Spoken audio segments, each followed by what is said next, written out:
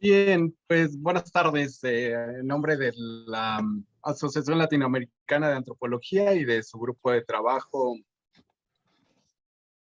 em, se me olvidó el nombre del grupo de trabajo. En fin, bueno, estamos aquí reunidos para continuar con esta serie de presentaciones que hemos denominado las obras fundamentales de la antropología del trabajo y que tiene pues justamente una intención de continuar poniendo en común algunos textos que consideramos fundamentales pues para seguir retroalimentando esta comunicación y esto que hemos logrado concretar. Yo recordaba que en cuanto, digamos, empezamos a tener estos contactos con lo que ahora es la Red Latinoamericana de Antropología del Trabajo, resultaba muy grato encontrar referencias comunes, ¿no? Es decir, en cuanto nos leíamos, en cuanto empezábamos a comentar, pues aparecían estos textos, entre ellos algunos de Luis Reigadas, que justamente ahora es quien nos reúne, el motivo de la publicación de su libro, Otros capitalismos son posibles. Era muy grato, decía yo, en aquellos momentos iniciales, cuando empezábamos a tender vínculos y redes con colaboradores, con colegas de Argentina y de Brasil, pues encontrar estos textos de Luis, estos textos sobre los mineros, los textos sobre culturas obreras, los textos que ahora consideramos ya clásicos sobre la dimensión simbólica del trabajo, en fin, textos que nos alimentaban y nos daban y nos siguen dando todavía mucha materia para el diálogo y la discusión. Y en esta trayectoria que hemos tenido ya, pues hemos venido avanzando. Si inicialmente por ahí nos empezamos a comunicar por el blog, por el correo, intercambiando algunos textos y después encontramos en algunos congresos, coloquios, simposios, intercambios académicos, pues ahora este soporte que tenemos desde la Asociación Latinoamericana de Antropología, pues nos da oportunidad de concretar ya y de tener esta tribuna, claro, ¿no? En este grupo de trabajo. Entonces, pues para darle continuidad a este tipo de actividades que estamos desarrollando desde el grupo de trabajo, pues daremos lugar a esta presentación del libro, donde además, pues también pues es oportuno destacar que se han integrado algunos nuevos cuadros, por así decirlo, ¿no? Es decir, nuevos investigadores, investigadoras, estudiantes de licenciatura, de grado, de pregrado, de doctorado, y que están desde luego que enriqueciendo pues mucho las discusiones y las perspectivas y la creatividad, desde luego también con la que se abordan estas problemáticas relativas al trabajo. Entonces, por aquí está Denise Kepkin, quien será quien tome la conducción de esta sesión. Yo evidentemente solamente estoy dando una presentación en nombre de esta Red Latinoamericana de Antropología del Trabajo, en nombre también de la Asociación Latinoamericana de Antropología. Y bueno, Denise es actualmente doctorante, becaria en el Centro de Estudios e Investigaciones Laborales, doctorante en antropología, entiendo, y licenciada en relaciones laborales. Entonces, pues adelante, Denise, y qué gusto poder también pues saludar a los colegas y a nuestros maestros también que por aquí tenemos, ¿no? Y que vamos a estar continuando con los diálogos. Entonces, pues adelante, Denise, qué gusto saludarte. Gracias, Carlos, un gusto también. Bueno, bienvenidos, bienvenidos y bienvenidas y bienvenides al segundo encuentro, como ya nos bien presentó Carlos, el segundo encuentro de estas presentaciones del libro, de este ciclo de presentaciones del libro que venimos organizando desde el grupo de Antropología Latinoamericana del Trabajo, en el marco de la Asociación Latinoamericana del Trabajo y de la Red Latinoamericana de Antropología del Trabajo. En esta oportunidad vamos a estar presentando el libro del doctor Luis Reigadas, Otros capitalismos son posibles. En la sesión anterior presentamos el libro de El vapor del diablo, de José Sergio Leite López. Y la idea y la dinámica de este encuentro van a ser unas presentaciones del doctor Edgar Belmont, de Jaime Santos Jr., y finalmente de Luis Reigadas, el autor de esta obra. Vamos a hacer unas presentaciones de aproximadamente 15-20 minutos. Vamos a comenzar con Jaime, luego con Edgar y finalizaremos con el autor de la obra, que es Luis Reigadas. Y luego tendremos un espacio para preguntas, con lo cual los convoco para que mientras les surjan preguntas a partir de las intervenciones de los expositores, las vayan dejando en el chat, así las podemos retomar al final de las presentaciones y podemos ahí como comenzar, digamos, el espacio de intercambio y de debate con los expositores. Sin más, damos comienzo a la actividad. Vamos a darle la palabra al doctor Jaime Santos. Él es doctor en Sociología por la Facultad de Filosofía y Letras y Ciencias Humanas de la Universidad de São Paulo. Jaime, te doy la palabra. Muito obrigado, Denise. Boa noite, colegas. Eu peço licença, mas prometo falar num português lento, como costumo dizer, para que vocês me compreendam. É reflexo também dessa... aqui no Brasil, é mais comum encontrar pessoas como eu que conseguem falar inglês e francês do que conseguem falar em espanhol. Mas eu creio que esse cenário está mudando, agora, mais recentemente. Então, eu peço licença e prometo falar no português lento para que vocês me compreendam. Eu queria agradecer ao convite feito por vocês, não é? Eu costumo falar que sou entusiasta dessas propostas de intercâmbio entre nós, não é? Para que saibamos ler os nossos trabalhos e ser capaz de ousar fazer uma sociologia, antropologia a partir ou desde a América do Sul, a América Latina, das especificidades que marcam o nosso contexto, né? Então, eu queria reforçar também que sou um entusiasta dessa proposta e um pouco da minha presença aqui, tanto no GT quanto na rede, ela reflete esse entusiasmo. Eu não sei se vocês podem me avisar, mais ou menos, Denise, quando tiver 5 minutos para acabar, só para eu me controlar. Perfecto. Sí. Tá bom, muitas graças. Bom, primeiro eu queria parabenizar, não é, pela obra do professor Luiz Regadas, porque eu sei que demanda um esforço grande, e esse eu acho que é um dos méritos da obra, né? Eu vou percorrer inicialmente alguns méritos que eu acho que a obra acertadamente alcança, e talvez depois, mais do meio para o fim, levantar algumas questões que, como leitor, eu me senti atingido, provocado, assim, né? Para mim. Então, eu acho que um dos méritos maiores da obra é, de fato, conjugar capitalismo no plural. Isso é um desafio para todos nós, não é? Dar consequência analítica à ideia de capitalismo, mas no plural, e pensá-lo no plural.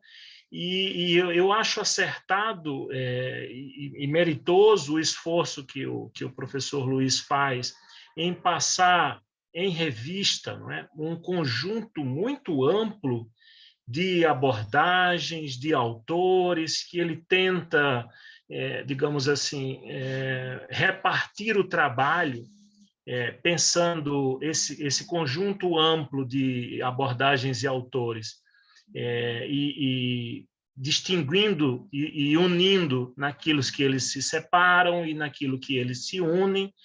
Isso certamente demanda um esforço. Ele conta um pouco dessa trajetória na introdução, demanda um esforço grande, mas eu acho que é um mérito da obra para passar em revista um conjunto muito grande de abordagens, o que até confere para os usos da obra uma possibilidade, digamos assim, de uso em cursos, em salas de aula, porque é um artifício muito útil para resumir, para muitas vezes leitores que não terão tempo, ou não terão o fôlego suficiente para ler um conjunto tão amplo de obras. E eu acho que a obra também, nesse aspecto, é muito bem-vinda. Ela atinge com sucesso esse objetivo. Por outro lado, isso também, claro, eu acho que ele estava ciente dessa escolha, certamente quem lê precisa entender essa apropriação desse conjunto amplo de autores e abordagens, com uma certa parcimônia, porque ele não, acho que não é a finalidade da obra, não é? Mas ela não leva a fundo uma crítica mais aguçada, ou um elogio mais aguçado entre essas abordagens, ou entre esse conjunto amplo, porque não seria possível, no espaço que tem na obra, não é, aprofundar com tamanha persistência em uma dessas abordagens para recompor aquilo que elas apresentam, naquilo que é acertado ou naquilo que está sendo criticado. Mas eu acho que o leitor precisa ter uma certa parcimônia quanto a isso, porque não é bem o objetivo, e isso, para mim, não me atingiu negativamente. Eu acho que isso está claro, né? Há escolhas a ser feitas, essa é uma delas, né? Eu também acho muito acertado algo que, pelo menos vou falar, digamos assim, da minha comunidade interpretativa aqui no Brasil, e pela minha experiência de docência, sobretudo, e falando mais, talvez, da sociologia como sociólogo do que da antropologia, eu acho muito acertado também, muito meritoso, o cuidado em, digamos assim, não supor que sistemas sociais possuem necessidades próprias, né? Isso é dito no livro, né? Eu acho isso muito valioso, né? Porque eu vou citar alguns dos motivos que fazem com que pesquisadores e muitas vezes docentes caiam nessa tentação de encontrar, digamos assim, interesses ocultos em sistemas sociais, que muitas vezes, quando empregados, eles mesmos são fraseados como sujeito de vontade, como detentores de agência, né? Detentores de uma certa reflexividade, né? E aí ele seria benigno ou maligno, né? E o capital sendo fraseado como sujeito numa frase. Eu acho essa crítica, esse alerta que o Luiz faz, o professor Luiz Regadas faz na obra, muito bem posta, e ela, digamos assim, não é tão simples para se fazer, porque não é meramente, digamos, uma crítica a uma certa persistência de um funcionalismo ou de abordagens mais essencialistas. Eu acho que uma parte é isso, né? É preciso lembrar dessa crítica que já vem sendo feita pelos autores que, inclusive, o próprio livro suscita. Agora, por outra parte, eu acho que isso toca num ponto muito nevrálgico, muito que nos deixa um pouco inquieto dentro da área das ciências humanas, e aqui para além da sociologia. Porque eu penso sempre que nós carregamos, pela nossa história, né, uma certa pretensão nomológica de estabelecer leis. E ainda que isso tenha marcado no desenvolvimento das ciências sociais, né, uma certa fase, né, pensando aqui nos clássicos, né, para falar dos três grandes clássicos nossos, Max Weber, um pouco menos, o Karl Marx e o Durkheim, nós carregamos ainda uma certa pretensão nomológica em estabelecer leis. Bom, e eu não acho tão simples se desvincular disso. Depois, se o Luiz puder falar um pouco sobre isso, seria uma das minhas questões. Porque, no caso do capitalismo, por exemplo, a diversidade de conjunturas empíricas, temporais, históricas, contextuais, em que suas manifestações se apresentam, não é? Pensando aqui épocas distintas, países diferentes, internamente a sua diversidade dentro de estruturas produtivas, dentro da maneira como se desigualam políticas econômicas, o desenho institucional do Estado, o regramento. Quando auferimos alguma interpretação, quando alcançamos alguma interpretação, mesmo dentro dessas análises contextuais, muitas vezes eu acredito que somos levados a extrair consequências mais gerais para as conclusões que alcançamos nesses estudos mais contextuais e empíricos. Talvez não no desejo de estabelecer leis quase que transhistóricas, não é? E que suprimem essas desigualdades, e que suprimem essa diversidade, digamos assim. Mas, no fundo, a imposição de conceitos, e você maneja muito bem uma diversidade de categorias, né, conceituais, que nos são caras, que nós, no estudo do capitalismo, somos forçados, muitas vezes, a trabalhar com elas, e aí, a partir de leituras e abordagens diferentes. Muitas vezes eu penso que essa carga mais conceitual, ela ainda permanece refém desta pretensão de que eu estava falando há pouco, essa carga conceitual, ela permanece refém dessa necessidade, talvez inconsciente, de suplantar a diversidade, de suplantar as maneiras específicas em que esses capitalismos se manifestam.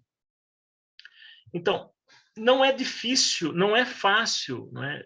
Eu penso, se livrar do que eu acho que são armadilhas, quando a gente vai tentar, um dos lados do livro, né? Então, falar em capitalismos no plural é um aceno que tem essa pretensão de, não é estabelecer leis, mas tem a pretensão de lembrar que as configurações particulares, elas ganharão contornos muito distintos, por uma razão de elementos que o livro consegue dizer isso.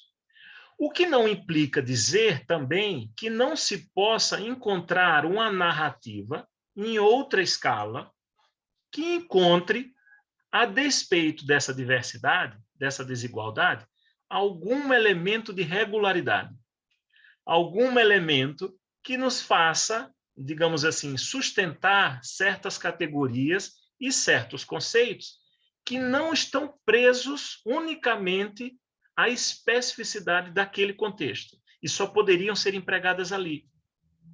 Então, é como se nós operássemos assim, com a espada de Damocles na cabeça para fazer as escolhas, né? Por um lado, Luiz, o teu livro me convida e me traz conforto em lembrar que o traço singular, o traço da especificidade do contexto, e você explora muito bem isso, não é só o contexto na escala mais ampla, mas na maneira subjetiva como os indivíduos são afetados por essas transformações mais amplas do capitalismo, né, nos seus diferentes contextos. Não apenas isso. Agora, por outro lado, nós acabamos, pelas conclusões que chegamos nos nossos estudos, digamos, mais contextuais, né, explorando as marcas da especificidade, nós muitas vezes somos tentados a forjar ou a trabalhar com categorias que falam para além desse contexto. Então, neoliberalismos, a própria ideia de capitalismo que retorna, né, que retorna aqui nessa chave, e que eu também acho que seja legítimo, porque uma parte da conformação desses estudos, ele irá encontrar regularidades. Eu não acho que o teu livro me fecha essa porta. Eu acho que o teu livro me permite dizer, olha, há uma porta aberta também para isto, no plural, que nós possamos falar em processos sociais ou em, não sei como poderia nomear agora, transformações sociais, que há uma certa regularidade na longa duração em que eles se apresentam. Ainda que algo se passa de uma maneira na Argentina, outra no Brasil, outra no interior do Brasil, outra na África, nós poderíamos sim encontrar algumas regularidades, né? Bom, não acho que isso seja o que os filósofos chamam de aporia, né? Uma porta, um beco sem saída, né? Precisamos fazer escolhas, né? Bom, para que a gente não caia numa preocupação que eu acho que o livro põe e acerta muito bem nisso, que é lembrar que as categorias conceituais, elas também têm o poder de instituir realidades.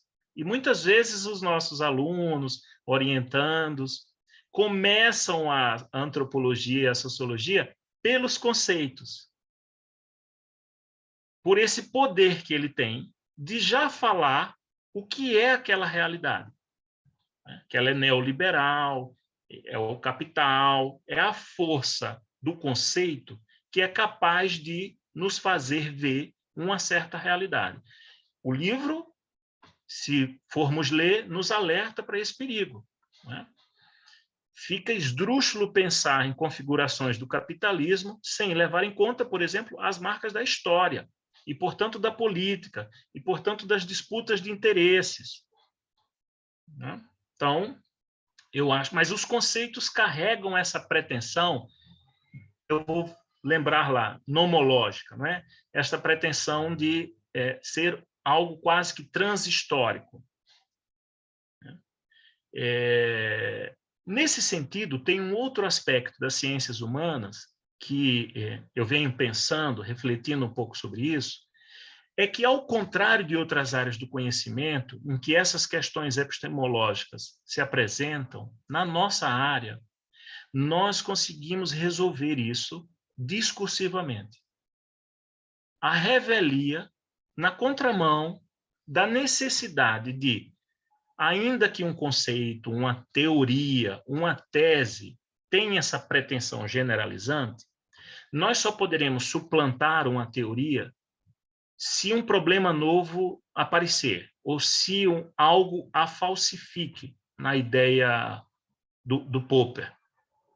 Na nossa área, nós conseguimos burlar essa norma e resolver as coisas discursivamente.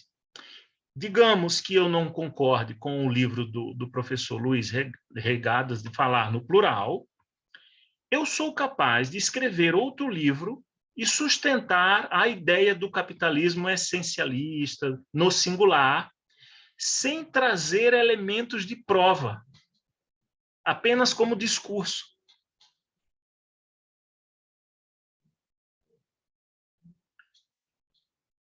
Veja, Luiz, ler o teu livro me provocou muito bem nessa direção, de pensar algo que eu já vinha pensando há um tempo. Tem questões aqui que são, digamos assim, de filosofia da ciência, né, de epistemologia da ciência, que, ao ler o teu livro, eu me senti provocado, e que talvez uma possível solução desses problemas seja aplicarmos qualquer que seja a modelagem teórica, analítica, ela só ganha sentido mesmo quando nós olhamos para o contexto empírico, quando nós olhamos para o convite que você faz, do plural, para perceber as especificidades. E aí, a pertinência ou não de determinadas abordagens, determinados conceitos, eles só encontram razão mesmo de existir e de trabalhar se eles nos ajudam a pensar as questões locais, específicas, da diversidade, que eu acho que é o aceno que a obra nos convida a fazer. Porque, discursivamente, nós conseguimos, inclusive, deixar a história de lado. Nós conseguimos, inclusive, fundar outra corrente teórica, inclusive se colocando questões metateóricas, né? Lembremos, a longuíssima discussão estrutura e agência, que perpassa várias passagens ali do livro, às vezes nas entrelinhas você está tocando naquele ponto. Nós não temos como resolver isso no sentido científico das outras áreas do conhecimento. Nós não temos como resolver essa questão. Se haverá uma precedência da estrutura, se haverá uma precedência da agência, nós não temos como resolver isso. Discursivamente, posso até fundar, como fará o Anton Giddens, como fará o realismo crítico, como fará um conjunto, o Peter Berger e o Niklas Luhmann. Enfim, podemos discursivamente fundar coisas ditas teóricas, sem contrariar a abordagem anterior, sem, digamos assim, né, superá-la no sentido do desenvolvimento científico. Agora, talvez a melhor forma de não se colocar falsas questões, e lendo o teu livro eu me sinto acolhido nessa inquietação, é lembrar de que essas questões, para serem pensadas, preciso da história, eu preciso do contexto, eu preciso das especificidades, eu preciso conhecer as maneiras em que essa formação histórica, esse modo de vida que define formas de pensamento, que define uma série de aspectos, um conjunto mais amplo, né? Eu posso trabalhar conceitualmente com isso, não estou me opondo aos conceitos, desde que eles estejam presos ao que o meu contexto de pesquisa aqui no Brasil, no local em que faço pesquisa, no setor de atividade econômica em que faço pesquisa, me provoque a pensar estas questões conceituais mais amplas. Elas me ajudem a pensar, ainda que seja para opor resistência. Ainda que seja para opor resistência e, olha, me perdoe estes autores, mas aqui as coisas não se apresentam dessa maneira. Então, eu não estou querendo concluir, tá? Eu estou compartilhando, a partir da leitura do teu livro, questões que são, eu estou até dizendo, né, que são mais da epistemologia da ciência, da filosofia da ciência, porque eu acho que é muito bem-vindo incluir o plural, é muito bem-vindo passar em revista um conjunto amplo de abordagens, seja mostrando os aspectos em que elas alcançam resultados muito interessantes, mas também operam com alguns limites, né? O que nos convida a ter filiações, mas com alguma peronomútil, né? Deveria dizer, peronomútil. Por outro lado, nos lembra, e aqui o braço da antropologia é muito bom para isso, nos lembra que há história, que há agência, que há disputa, e que estas categorias conceituais, elas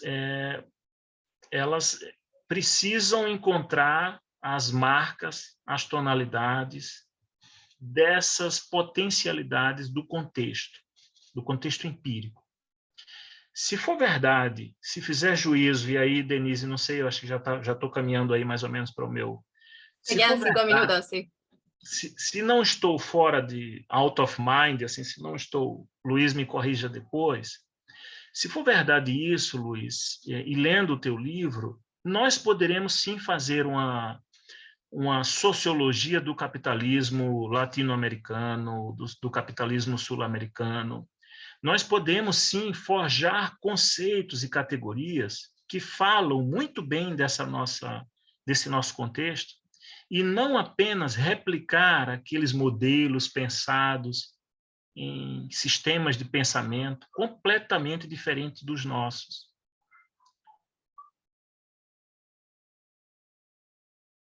Não para só instaurar uma sociologia, para que pudéssemos levar a sério a tua proposta de pensarmos a diversidade do capitalismo, né? E pensá-lo não apenas conceitualmente, mas, sobretudo, analiticamente, sobretudo em questões empíricas específicas que nos atingem. E aí cada um aqui nos contextos em que estão inseridos, sentirão um pouco mais, um pouco menos, uma variável como religião e religiosidade, por exemplo, né? Na conformação de um modo de relação social. Entende? Para fugirmos do chamado nacionalismo metodológico. Mas, reconheço, eu estou compartilhando dúvidas que talvez nem tenham sido tão bem postas e talvez eu não tenha logrado sucesso em me fazer entender, porque talvez isso já expresse um pouco inquietações que eu carrego e que eu, ao ler teu livro, fui muito bem acolhido e fui muito bem provocado a pensar mais longamente sobre as questões que você suscita.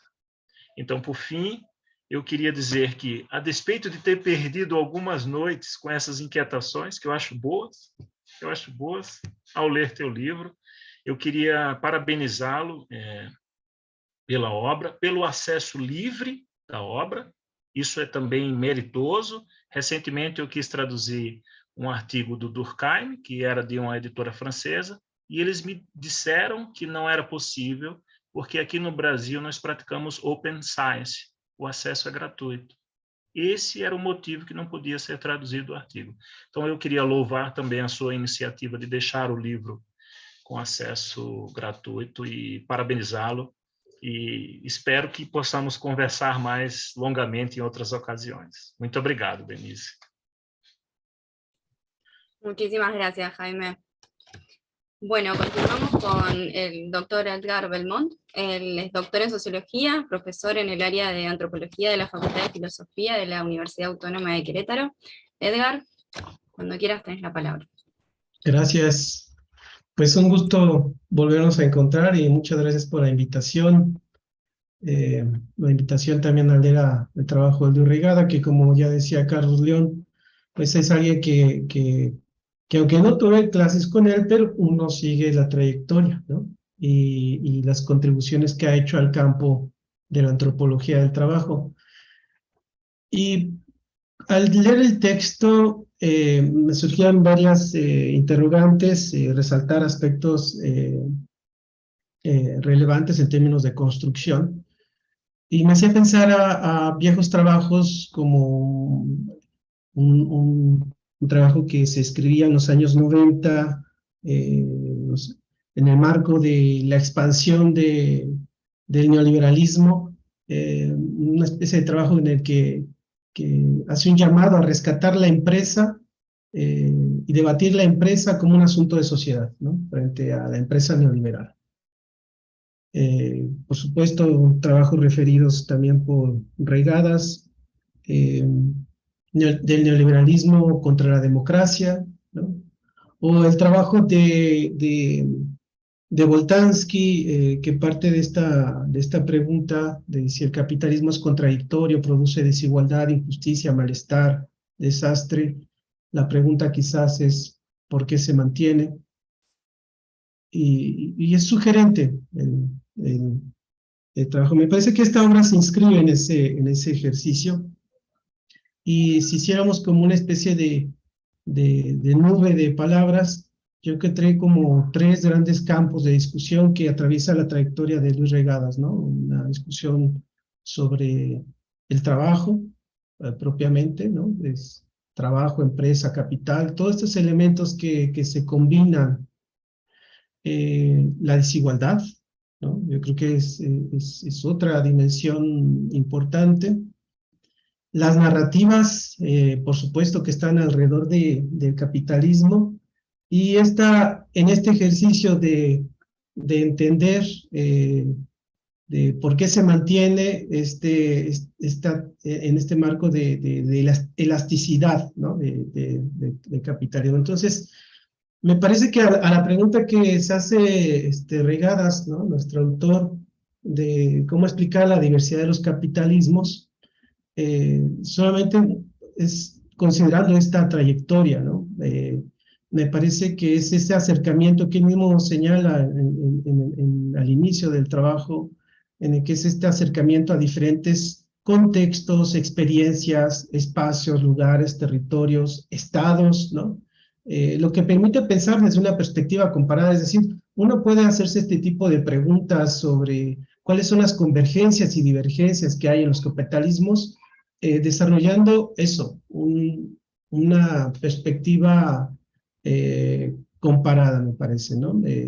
Entender entonces, insisto, estas regularidades y estas divergencias en términos de combinatorias que puede haber en un lugar y en otro, y cómo se materializan procesos, ¿no? En un territorio y en otro, y qué lógicas están detrás de la materialización de estos procesos, en los que se combinan, pues, estructuras, unas que dominan sobre otras, culturas, arreglos políticos, productivos, trayectorias individuales, colectivas, ¿no? Hasta yo diría, hasta las categorías políticas que se construyen en uno u otro, dado que el capitalismo también se inscribe en una dimensión jurídica, ¿no? Es decir, las categorías políticas. Y lo traigo a colación porque algo que me invita también a reflexionar es este reto que enfrentamos desde las disciplinas, en particular yo diría desde la sociología del trabajo, que se institucionalizó en México alrededor del trabajo asalariado y que me parece que ha tenido muchas dificultades para aprender la dinámica de otras estructuras productivas que están fuera de la lógica propiamente de la economía de mercado, ¿no? Y que fueron calificadas como los otros trabajos, ¿no?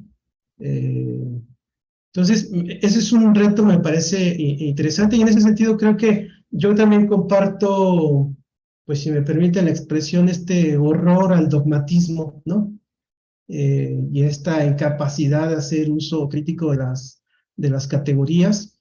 Me parece que esto es bastante importante y está en el trabajo de Regadas, una crítica a ese dogmatismo que nos impide construir de manera creativa e interpretar, ¿no? Procesos de manera situada. En ese sentido, creo que ahí está la vocación de esta perspectiva antropológica, ¿no? Entonces, esto quizás en nuestros contextos cobra más relevancia porque finalmente esta heterogeneidad laboral que coexiste en América Latina y que se combina, ¿no? Muy bien alrededor de la dinámica de capital, ¿no? Nos permite quizás rebasar esas interpretaciones dicotómicas en las que es Estado, mercado, formal, informal. Y en ese sentido, sería quizás una pregunta para Regadas en qué medida esta obra es también una reflexión sobre estas primeras interpretaciones que hacía sobre lo formal e informal, considerando ahora con esta otra propuesta donde hay madurez, dirían, en el trabajo, ¿no? Entonces, yo creo que esta invitación a pensar de manera situada y a pensar de manera creativa y un ejercicio de articulación de manera rigurosa, ¿no? Insisto, me lleva a mí a reflexionar sobre esto de cómo se han institucionalizado ciertas interpretaciones sobre el trabajo y que se construyeron, insisto, alrededor del trabajo asalariado y que para mí en algún momento pues también dan cuenta de cierta rigidez. Muy bien. Creo que es notorio, evidentemente, el llamado que nos hace el autor además de esta perspectiva, de esta pregunta que, insisto, solamente es posible con un ejercicio de comparación. Hacer comparaciones lleva tiempo, sin duda, pero es una invitación también a desarrollar perspectivas interdisciplinarias, ¿no? Creo que se refleja en esta propuesta que hace para interpretar los diferentes o observar cómo se combinan distintos elementos para caracterizar los capitalismos, está esta voluntad de articular, ¿no? Yo creo que al ver el trabajo quizás queda como el reto, quizás no sé si la palabra es reto, pero queda queda como ese otro paso que hay que dar de ver cómo caracterizaríamos, por ejemplo, el capitalismo mexicano, ¿no? Y yo creo que hablando del capitalismo mexicano, incluso hasta una dimensión regional, ¿no? Porque sin duda que cómo se configura en la región del Bajío es distinto a cómo se configura en el sur. Y yo creo que en ese sentido, el texto eso nos ofrece como una postura metodológica, una postura en términos de construcción que nos invita a eso, ahora consideren estos elementos en su interpretación, ¿no? Y creo que ese trabajo hay que hacerlo ahora, pues, los que estamos acá invitados también, ¿no? Que compartimos esta perspectiva. Ahora, yo insisto en esta dimensión de la interdisciplina porque me parece que todavía, pues yo he llegado a enfrentarme a estas ideas, ¿no? De que los antropólogos se acercan más desde una perspectiva situada, inductiva, y los sociólogos se interesan más hacia estos cambios estructurales o integran estos presupuestos de manera crítica, ¿no? Como puede ser el marxismo. Robert Castell siempre decía de broma que hay más de 58 formas de escribir sociología, y en ese sentido creo que de quienes concebimos la investigación como un ejercicio de ida y vuelta, ¿no? Que va de lo teórico a lo empírico, que es una perspectiva situada, y yo diría hasta teorías de alcance. Mira, no sé si esta propuesta también que está en la obra es eso, finalmente frente a esos grandes relatos, grandes narrativas, esos grandes dogmas, pues hay que apostar más hacia un ejercicio de comprensión y hacia teorías de alcance medio, ¿no? Donde creo que la dimensión territorial es bastante importante, ¿no? Esta dimensión situada. Y cuando uno piensa siempre en algún trabajo, ve cuáles son los insumos. Yo decía hace un momento que pues es esta lectura, el texto hace una lectura crítica de distintos trabajos que han intentado caracterizar esto de los capitalismos, la economía de mercado, pero también, como dije, se apoya de la experiencia de trabajadores, y yo creo que también se refleja esta voluntad de pues tratar de dilucidar o poner en la mesa aquellos que estamos haciendo este trabajo académico, artesanal, ¿no? Estas tensiones, paradojas, contradicciones en las cuales estamos inmersos, ¿no? Entonces, yo diría están estos tres elementos que se combinan en la obra, ¿no? Una lectura crítica sobre ciertas obras, se apoya de la experiencia, y es este ejercicio de abordar estas tensiones, paradojas, contradicciones, con estos tres grandes elementos que están siempre presentes en la reflexión, ¿no? Actores, procesos materiales y inmateriales, y la materialización de estos procesos en los territorios. Entonces, creo que pues es una invitación a leer el trabajo. La propuesta de Regadas es que pues consideremos que hay diferentes capitalismos. Esta misma pregunta también se la hacía a Robert Boyer, ¿no? En este texto de si es posible la teoría del capitalismo. Yo creo que la teoría de la regulación en México, no sé si está de acuerdo, Riga, de la teoría de la regulación en México, porque claramente dijeron, los modelos productivos son modelos ideales, ¿no?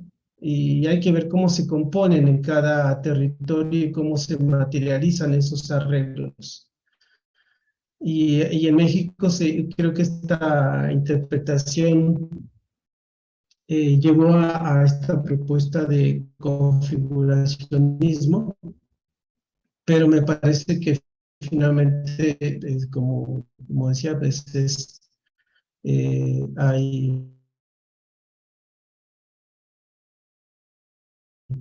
ellos mismos señalaron su realidad. Y Reigada pues, nos da todas estas pistas de tratar de ver cómo coexisten diferentes tipos de mercado en una región, en un territorio, pensar más allá del capital objetivado y considerar estas otras formas de capital donde lo inmaterial está presente,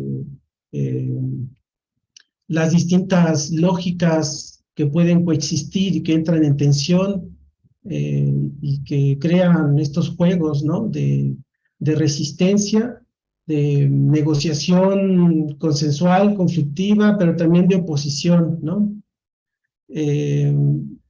Pensar también en las interconexiones que puede haber en las estructuras productivas, en las lógicas incluyentes, excluyentes que se materializan alrededor de ellas, ¿no?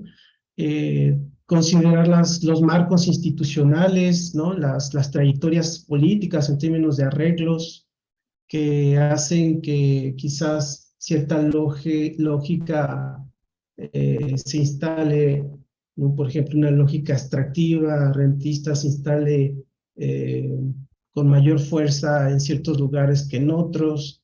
En fin, hay diferentes elementos que nos invita a Regadas a considerar.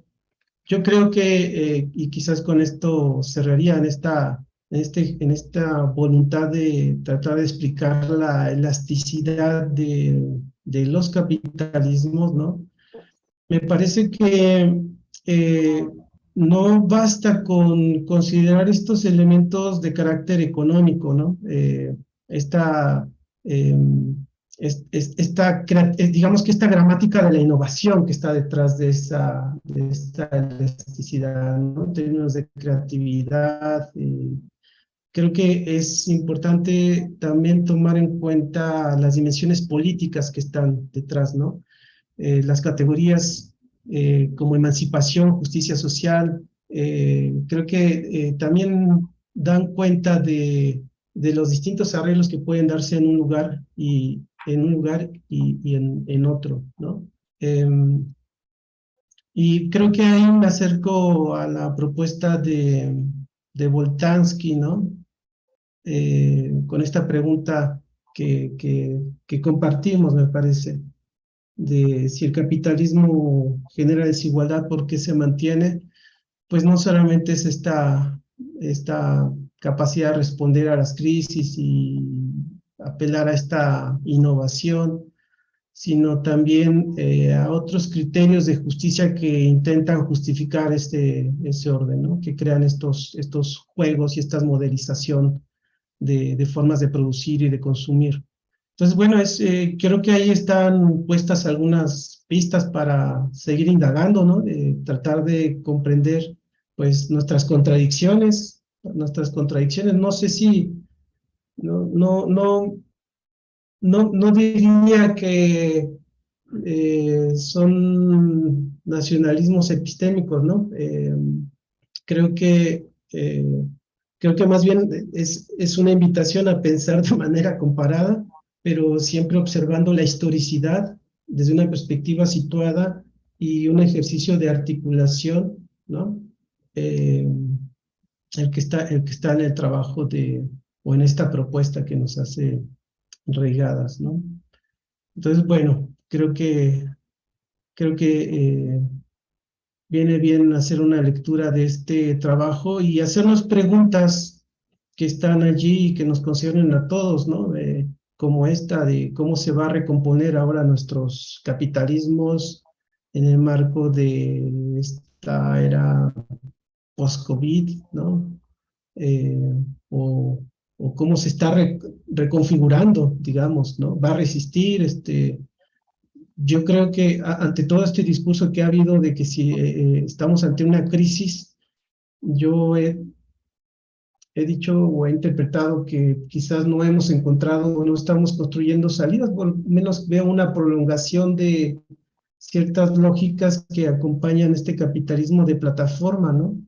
Y más que salidas, pues veo es una prolongación de ciertas lógicas excluyentes. Pero está la pregunta, eh, cómo los diferentes capitalismos han respondido a esta desastre, digamos, o efectos, costos que se han creado con el tema de la pandemia, que dan cuenta de que todo está conectado, ¿no? Todo está conectado, y, y, y lo que está pasando en un lugar nos afecta. En fin, están allí esas preguntas y creo que pues aquí está la invitación que nos haría también Reigadas con esta obra a seguir, ¿no? La discusión. O sea, es difícil hacer un balance de una obra que representa, insisto, la experiencia de la trayectoria, ¿no? De, de, de Reigadas, ¿no? Nada, yo creo que con esto concluyo mi intervención y podríamos escuchar a Luis. Perfecto, muchísimas gracias, Edgar, llegaste perfecto con el tiempo. Bueno, retomando un comentario que hizo Jaime al final de su exposición, que tiene que ver con esta característica que tiene este libro, que es de acceso abierto, Carlos León ha puesto el link para que puedan descargarlo y puedan acceder al libro en el chat, así que ya lo tienen por ese medio. Bueno, continuamos con Luis Reigadas, con el doctor Luis Reigadas, el autor de esta obra que aquí nos convoca el día de hoy. Luis es profesor e investigador del Departamento de Antropología, es doctor en Ciencias Antropológicas, y este libro, como bien han dicho Edgar y Jaime, es un libro del año 2021, un año también muy convulsionado por la pandemia, y también algo que traía Edgar al final de la exposición, ¿no? Por esta eclosión, digamos, del capitalismo de plataformas, cuestión que a Luis también lo atañe en sus investigaciones, y también problematiza con la cuestión del capitalismo contemporáneo. Y como ha dicho en otras intervenciones en las que ha presentado este libro, ha sido un tropezón también para la escritura de este libro, con lo cual también, Luis, ahí va una inquietud personal para que nos cuentes también cómo ha llegado de la investigación del capitalismo de plataformas o las empresas innovadoras a problematizar también la cuestión del capitalismo, de otros capitalismos posibles y su elasticidad en esta escritura. Bueno, sin más, Luis, te doy la palabra para que presentes el libro. Muchas gracias, Denis. Pues muchas gracias a todos, en particular a Edgar y a Jaime por lecturas tan generosas en primer lugar, inteligentes, provocadoras, que me hacen pensar en muchas cosas, y al grupo mismo, y a Hernán y Denis que organizaron, porque no es un libro de antropología del trabajo, eso es lo que se me hizo curioso, que me invitaron al grupo. Yo he escrito muchas cosas de antropología del trabajo, pero este libro, pues el trabajo aparece por ahí, pero no es exactamente el tipo de antropología del trabajo que normalmente hacemos, ¿no? Ni yo y usted. Entonces, bueno, me da mucho gusto como autor que el libro se comente, se discuta, se critique. Y les cuento un poco cuál es la historia del libro, porque este libro se escribió sin planearlo de alguna manera. Como saben, yo había estudiado trabajadores mineros, luego trabajadoras y trabajadores de maquiladoras, y luego hay algunas otras ramas y cooperativas, y luego empecé estudiando por casualidad una empresa consultora en España, que era muy diferente a todo lo que conocía, porque eran muy amables. Les propuse hacer una etnografía, llegué de casualidad ahí, eh, les propuse hacerles una etnografía y me contestaron al día siguiente sí, y 2 días después ya estaba en la reunión de directores donde estaban decidiendo los salarios, es decir, a diferencia de otras empresas que tomaban meses para que los dieran un poquito de información o que a veces no la daban, aquí la decisión más difícil del año, la reunión más secreta del año, al día siguiente yo ya estaba ahí escuchándolos y debatiendo, viéndolos debatir cómo iban a hacer con los salarios, y se llevaban muy bien entre los dueños y los trabajadores, que eran dueños y trabajadores, los dueños al mismo tiempo. Una dinámica totalmente diferente. Entonces dije, bueno, aquí hay algo distinto y me interesó estudiar qué tan diferentes eran estas empresas innovadoras, donde ya no se trata de trabajo fundamentalmente manual, sino trabajo intelectual, donde se trata de que no haya relaciones jerárquicas, por lo menos no tan marcadas, donde se trata de trabajar en grupo, donde se cuestionan las jerarquías mismas. Y claro, algunos de ellos lo veían como una cosa, dicen, no, es que esto ya no es capitalismo o es un capitalismo 2.0 porque ya no somos los dueños de los medios de producción. Bueno, ya indagando más, sí eran dueños de algunas cosas y sí seguía importando la propiedad, sí seguía habiendo relaciones capitalistas, pero sin duda había muchas cosas nuevas. Entonces empecé a investigar eso, pero hace mucho tiempo.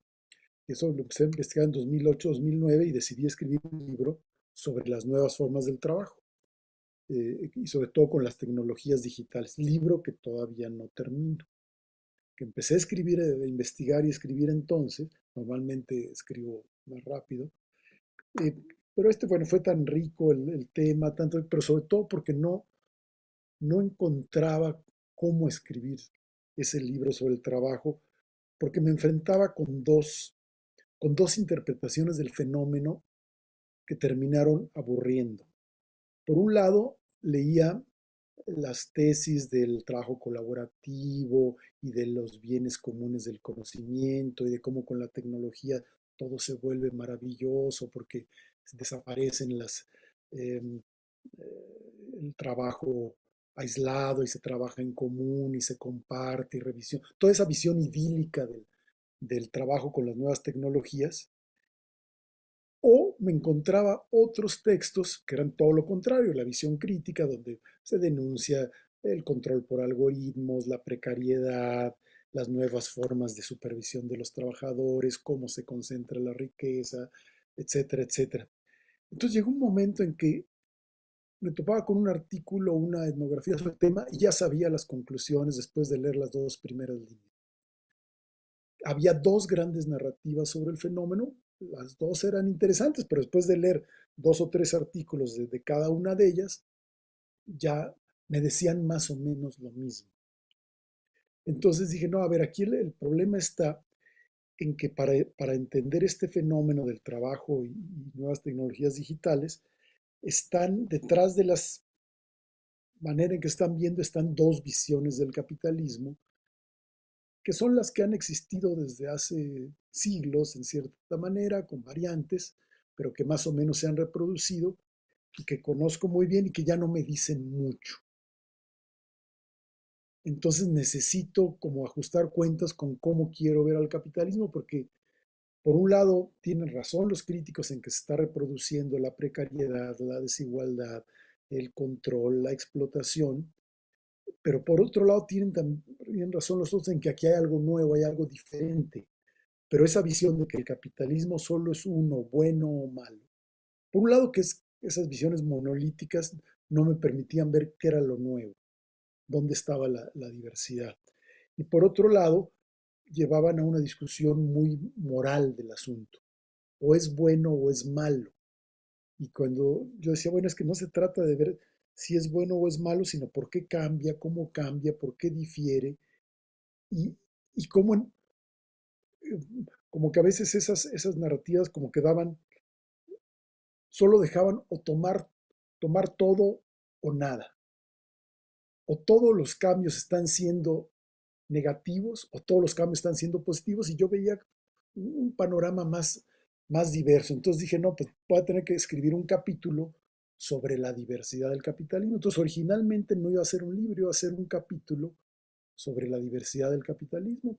Y lo que realmente iba a importar era la parte más etnográfica y más analítica ya de trabajo y nuevas tecnologías en empresas innovadoras, plataformas, consultorías, etc.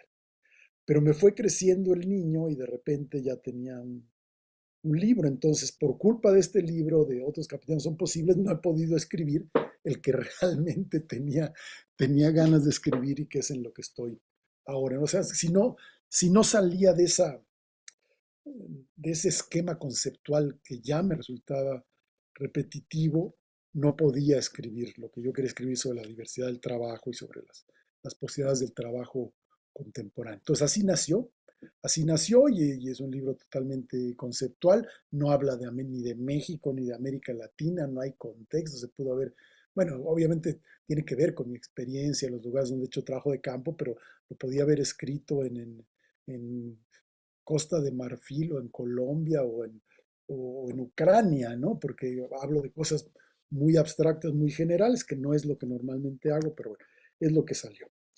Ahora, lo que sale no es necesariamente lo que uno espera.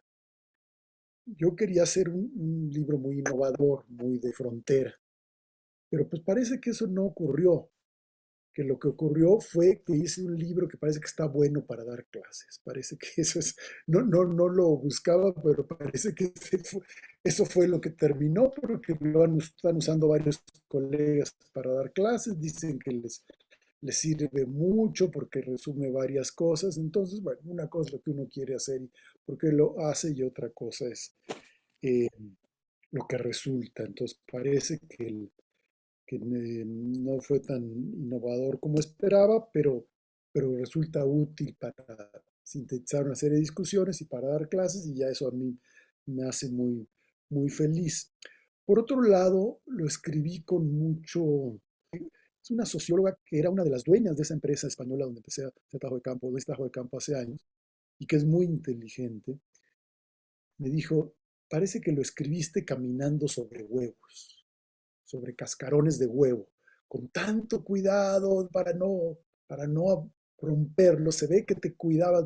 Y sí, porque de alguna manera es un ajuste de cuentas con el autor que más me ha influido en mi vida, que es Marx. Si algún autor conozco y aprecio y me gusta, es Marx y su análisis del trabajo y del capitalismo. Y en el libro lo retomo muchísimo, pero también me animo a criticarlo en algunos aspectos, ¿no? Que ahorita detallaré alguna cosa sobre eso. Entonces sí, lo escribí con cierto cuidado y me costó mucho trabajo como que entrar el tono, porque el mismo título es muy provocador. Mucha gente en cuanto lo ve dice, ¿qué es eso? Eso no puede ser. 3 editoriales que han publicado libros míos me lo rechazaron, solo con ver el título y el resumen. Y nos dijeron, no, ¿cómo? Eso no es posible, no podemos publicar eso. Una editorial que ya me había publicado y otras 2, por diferentes razones, tampoco quisieron verlo, ni mandarlo a dictamen, ni nada, simplemente por... Entonces, decía, bueno, pues ni modo, voy a escribir un libro que me va a valer montones de críticas, pero pues ni modo, si es lo que quiero decir, lo quiero escribir. Pero todavía la estoy esperando. Yo no sé si es porque todavía no se animan a decirme, che, pero es que esto que dices de que otros capítulos son posibles, eso no puede ser. No sé si todavía eh, están esperando el momento, pero hasta el momento he recibido muy buenos comentarios y todavía estoy esperando y espero que pronto se escriban críticas porque sí estoy rompiendo con algunos tabúes del pensamiento crítico latinoamericano, aunque me ubico en el pensamiento crítico latinoamericano y en general internacional, sí rompo con algunas cosas o trato, a lo mejor de tanto que me cuidé por caminar en cascarones de huevos, no fui tan claro, pero yo creo que sí, pero bueno, espero que en los próximos años se produzcan esos debates y no sé cómo me vaya a ir y no me importa si me va mal. Lo importante es colocar preguntas y provocar debates. Entonces, claramente era un intento provocador. Ahora, el libro tiene 2 apuestas, una académica y una política. Eh, Edgar y Jaime son académicos muy serios y hablaron de la parte académica, no de la política, que es quizá la más polémica. Bueno, las toco rápidamente. La parte académica, un poco, creo que hay 2 apuestas ahí. Una, tratar de cambiar el orden o la mirada sobre las causalidades. Buena parte de las ciencias sociales han visto cómo el capitalismo, en tanto variable e independiente, transforma al mundo, transforma a las sociedades, transforma a la cultura, a los individuos, a las regiones, al medio ambiente, a la vida, a todo, ¿no? Durkheim, buena parte de su teoría se puede entender cómo la división del trabajo y la sociedad moderna ha cambiado la solidaridad, las normas, las reglas y qué provoca. Marx, qué ha provocado el capitalismo. Weber, cómo hemos pasado de la sociedad tradicional a la moderna. Entonces, todo el capitalismo aparece como la fuerza que mueve todo.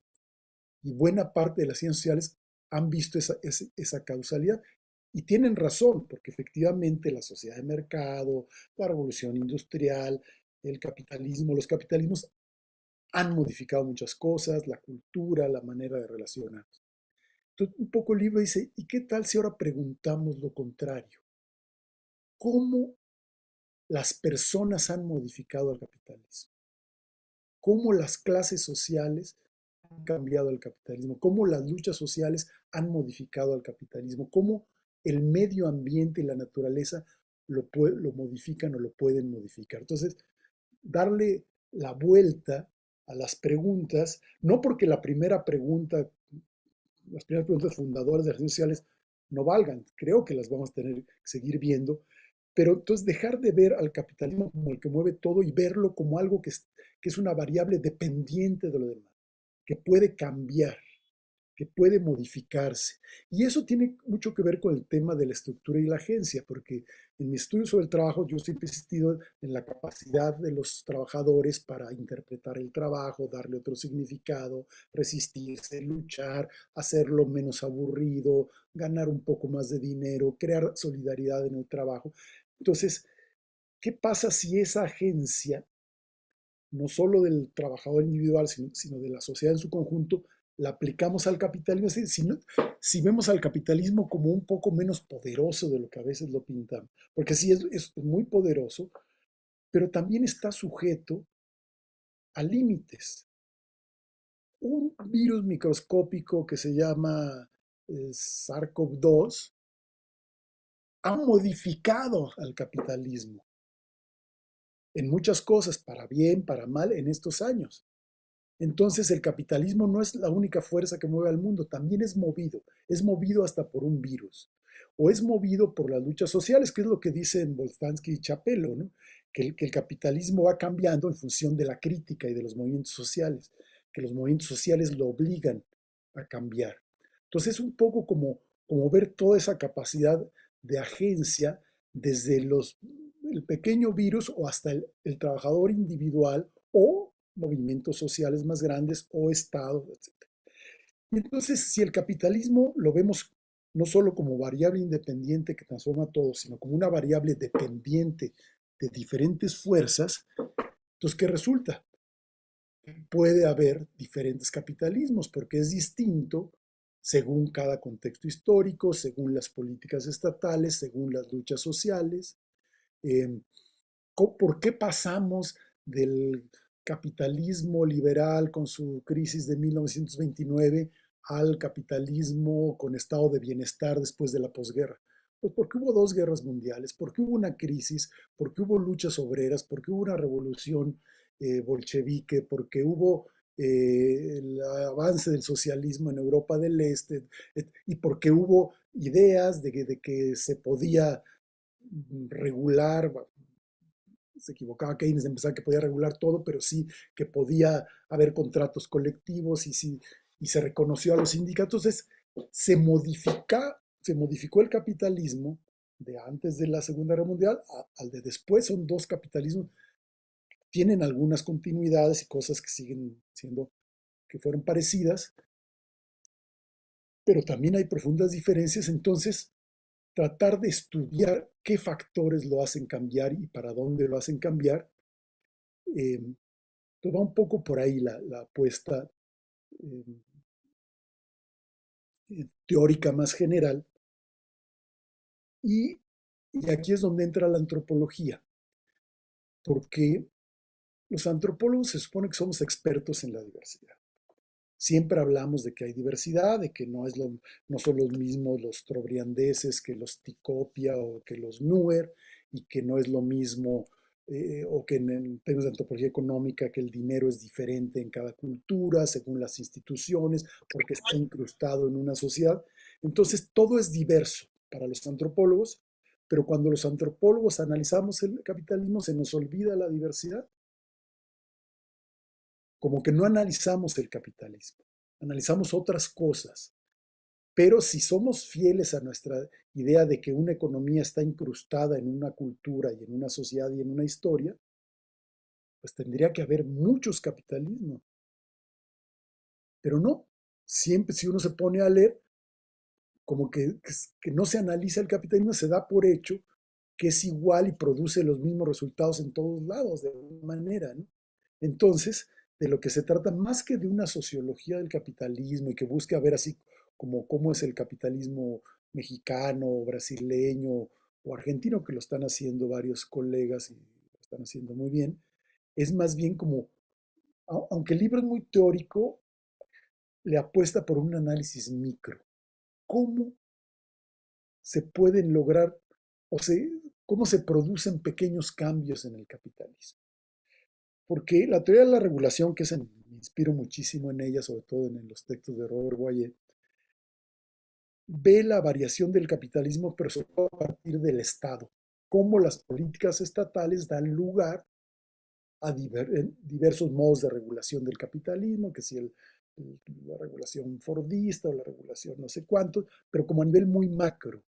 Y como que la pregunta que se han hecho ellos, y también la teoría de la diversidad de los capitalismos, es, ¿hay un capitalismo más liberal, más de mercado, y hay un capitalismo más coordinado, con mayor intervención estatal o con acuerdos entre sindicatos y empresas y Estado? O sea, muy a nivel macro. Entonces nos puede dar un capitalismo más hacia el mercado o un capitalismo más regulado. Como que es la única variedad de capitalismo, según los autores del libro de variedades del capitalismo, es esas dos. Hay dos sopas. Yo lo que digo es, hay cientos de sopas, hay cientos de posibilidades ya a un nivel más micro. ¿Cómo se puede organizar una empresa?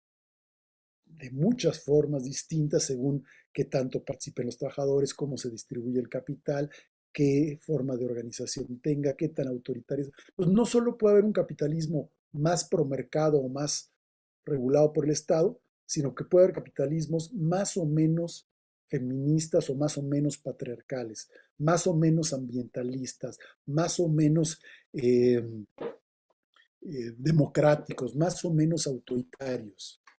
Entonces se abre el abanico y es ahí donde entra la antropología para estudiar toda esta diversidad.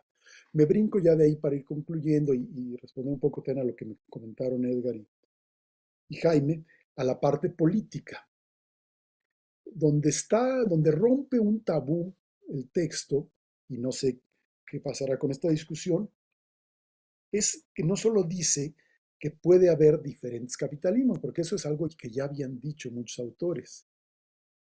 Lo que está sugiriendo, o a veces no solo sugiriendo, sino lo dice de manera muy clara, es que hay capitalismos que son más deseables que otros, mejores que otros, más positivos o más negativos, sin pretender tener un punto de vista neutral que me permita a mí decir qué es lo positivo, qué es lo negativo. Como antropólogos preguntaríamos, bueno, positivo según quién o para quién. Y obviamente yo estoy de acuerdo con eso.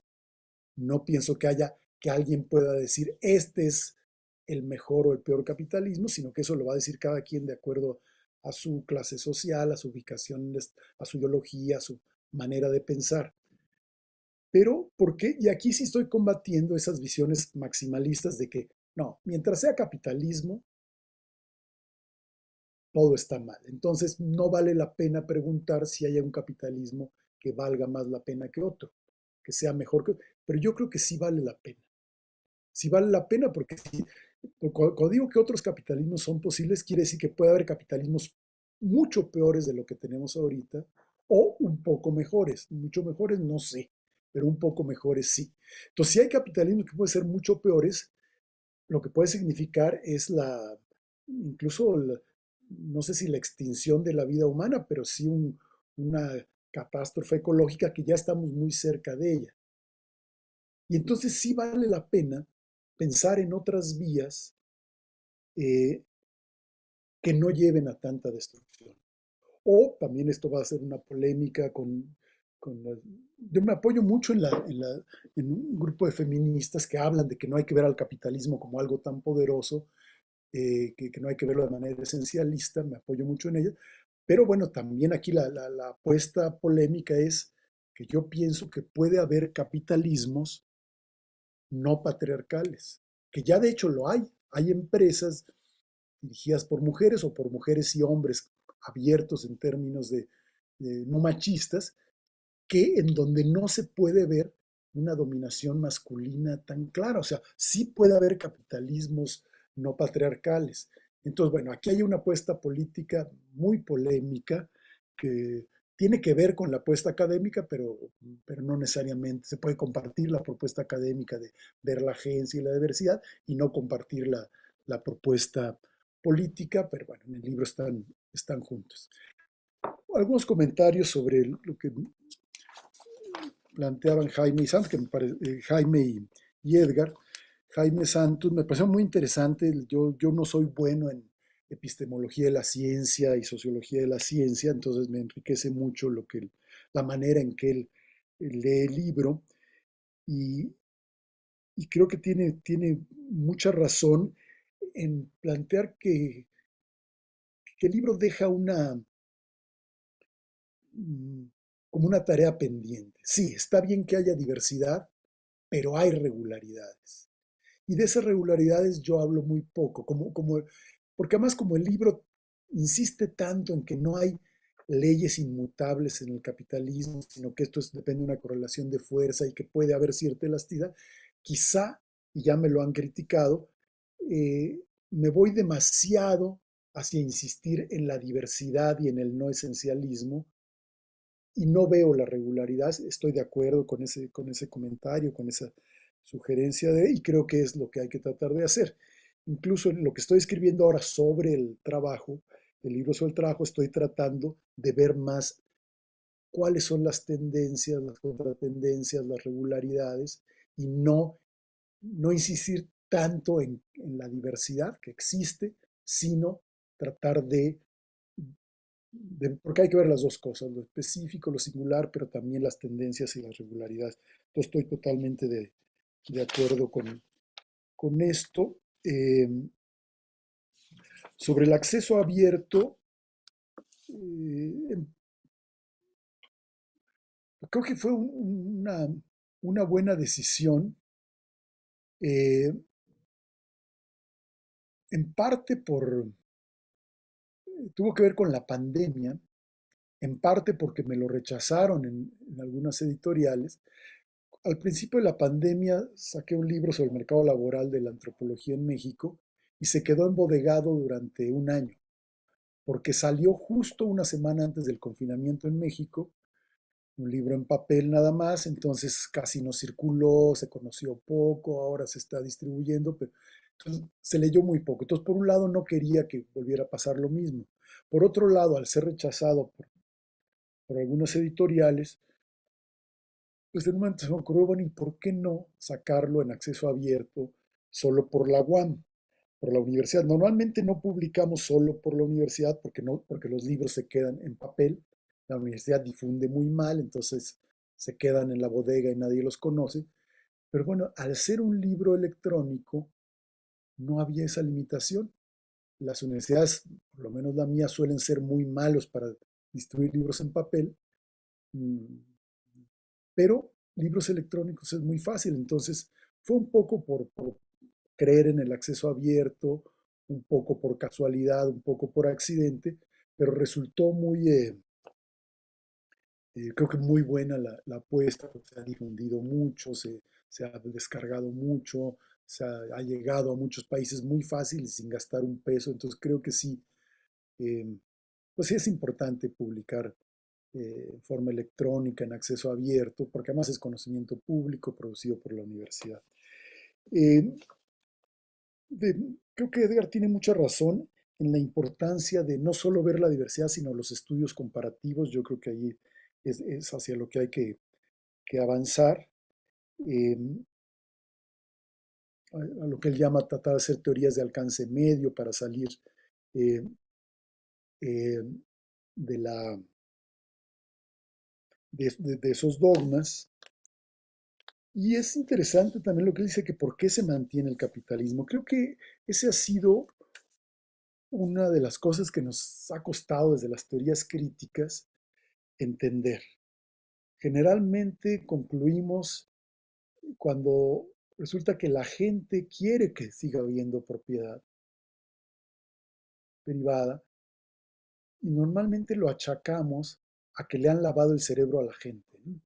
La gente no debería querer la propiedad privada, debería ser crítica. Entonces, como que no nos cuesta trabajo entender que el capitalismo, por un lado, se ha mantenido por la fuerza, por la imposición, por el soborno, por la corrupción, por la violencia, como lo sabemos, pero también se ha mantenido porque mucha gente decidió que prefería vivir en el capitalismo, empezando por los obreros europeos, que se supone que iban a ser la vanguardia de la revolución socialista, y que decidieron en un momento dado dejarse de confrontar de manera radical con el capital y más bien negociar y buscar una vida más simple, tener acceso a ciertas comodidades. Entonces, no solo es por lavado de cerebro y por influencia ideológica de la televisión y de los medios, sino porque también hay que reconocer que ha habido prosperidad material en el capitalismo de manera desigual, con una profunda desigualdad, pero es cierto que ha habido una serie de cosas. Entonces nos cuesta trabajo a veces reconocer eso, que la esperanza de vida se ha duplicado, un montón de cosas, ¿no? Entonces sí creo, no me convence la explicación de que el capitalismo se mantiene porque la gente es tonta y se ha dejado lavar el cerebro. Yo creo que la gente es inteligente y ha hecho decisiones que contribuyen a la reproducción de los capitalismos. Esto no quiere decir que no haya que combatir el individualismo, el consumismo, el crecimiento sin fin nos lleva a la debacle ideológica, ¿no? Bueno, y acá Hernán dice que es muy polémico lo de plantear capitalismos no patriarcales y que es otra provocación. Sí es otra provocación, pero provocación en el sentido de provocar la reflexión. Obviamente se ha dado como una confluencia entre la dominación patriarcal y la dominación de clase. La dominación patriarcal existía antes del capitalismo, en el capitalismo se refuncionaliza y a veces se vuelve peor en algunos sentidos, pero no creo que haya nada, una ley de hierro que diga el capitalismo por fuerza tiene que ser patriarcal porque el día que deje de ser patriarcal desaparece, porque está en su ADN. No, yo creo que es una confluencia histórica de patriarcado y capitalismo que se puede desmontar y que en algunos países ha empezado a desmontarse y a deconstruir, o en muchos, a nivel micro y en algunos casos a nivel macro. Incluso, para lanzar mi última tesis polémica y ahí concluir, me parece que el movimiento feminista y el movimiento ambientalista pueden salvar al capitalismo como el movimiento obrero lo salvó hace algunas décadas. Frente a la catástrofe de la crisis del 1929, lo que salva al capitalismo es retomar las ideas de los socialistas, de los trabajadores, de que hay que aumentar los impuestos a los ricos, hay que firmar contratos colectivos, hay que reconocer a los sindicatos, y eso de alguna manera salvó al capital. No estoy diciendo que los capitalistas sean buenas personas, no, fue para mantener sus ganancias, su dominación, lo que ustedes quieran, pero fue también la influencia de esos movimientos que son refuncionalizados y utilizados y aprovechados por el capitalismo, sin duda. Y ahora es lo mismo, ahora el capitalismo le conviene parecer ambientalista, le conviene parecer no discriminador, le conviene parecer feminista, sí, pero eso es lo que puede salvarlo de tanto del deterioro ecológico o de la violencia que se ha que ocupa un papel tan importante en países como México, por ejemplo, y en otras partes del mundo. Entonces, eh, obviamente hay un riesgo en esto, pueden ser refuncionalizadas los planteamientos críticos, es lo que dicen Boltanski y Chapelo, cómo el capitalismo aprovecha el espíritu crítico del movimiento de los años 60 y del 68 francés y de las críticas a la alienación para reconfigurar los procesos de trabajo y así mantenerse. Todo eso puede ocurrir, pero sí me parece que los movimientos indígenas, los movimientos ambientalistas y el movimiento feminista y otros movimientos pueden provocar nuevas formas de capitalismo que prolonguen su vida y que si no se les hace caso y si no se incorporan esas ideas, pues más bien lo que vamos a tener son variantes de capitalismo aún más terribles y depredadoras de las que tenemos ahorita. Muchísimas gracias por la invitación, por escucharme, por los comentarios y bienvenidos todos los comentarios. Gracias. Muchísimas gracias, Luis, por toda la presentación, muy completo todo. Y bueno, estuvimos ya leyendo algunas de las intervenciones por el chat. No sé si alguien más tiene alguna pregunta como para hacer a Luis.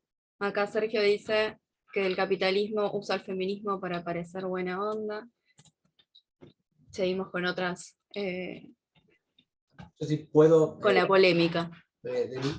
No, permiso. Sí, adelante. No, la verdad que el planteo de Luis, los planteos de Luis en general son provocadores, y eso siempre me parece interesante como autor, como intelectual, como autor, como antropólogo mexicano. De hecho, también hace poco leí un libro de él, creo que es el libro, un artículo sobre la empresa española, esta que él planteaba que, bueno, las bondades del capitalismo cognitivo en esta empresa española para los trabajadores, y que los trabajadores veían bien. Por eso, entonces, en principio me parece como súper interesante provocar ideas. Lo del capitalismo no patriarcal, bueno, es para discutir, es súper interesante. Hay unas autoras que me gusta mucho, que son del feminismo marxista norteamericano, sobre todo Nancy Fraser, Arruza, y otras que plantean que el capitalismo retoma ciertos elementos de las luchas feministas para construir lo que ellos llaman un feminismo liberal, ¿no? Un feminismo de microemprendimiento, es decir, empoderar a algunas mujeres, a un puñado de mujeres, situándolas en lugares, en posiciones masculinizadas, pero dejando, digamos, la estructura patriarcal intacta. Y en gran medida esa estructura patriarcal se sostiene en la división sexual del trabajo, ¿no? Desde el momento de la acumulación originaria, podríamos decir, ¿no? Donde las tareas de producción y reproducción tienen una división orientada según el género. Si existe un capitalismo no patriarcal, bueno, habría que verlo en términos de capitalismos reales y concretos. No sé si Luis está pensando en algunos países en particular, o en algunas experiencias empresariales en particular. Estaría bueno poder pensarlo. Pero lo que sí tiene el libro que está bueno, y a mí me gusta, por eso es interesante leerlo a Luis en varias de sus obras, es cómo te rompe las estructuras de posiciones estancas, ¿no? Cuando uno va a leer una obra, un escrito de Luis, con posiciones marcadas blancas o negros, cualquier escrito empiezas como así, bueno, empezás como a dudar de tus posiciones dicotómicas. Y eso me parece que es una de las riquezas que tiene Luis Regadas como autor, desde este libro y otros libros que he escrito con anterioridad. Así que bueno, nada, felicitarlo y agradecerle que esté aquí con nosotros y con nosotras pensando y discutiendo.